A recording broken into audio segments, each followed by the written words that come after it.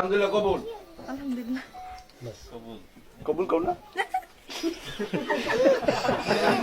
গাও গাও গাও এই দেখলাম এই তো আমি মানে কোন কই আসছে কবুল। কবুল কর না গাও গাও গাও এই দেখলাম এই তো আমি মানে কোন কই আসছে এই দেখতে পাচ্ছি না আমি দেখো লাগে আসলে বুঝতাছি না। বুঝতে না গাও গাও গাও আবার আচ্ছা আরেকবার তোমার আরেকবার গাও আরেকবার বলো আলহামদুলিল্লাহ কবুল বলো।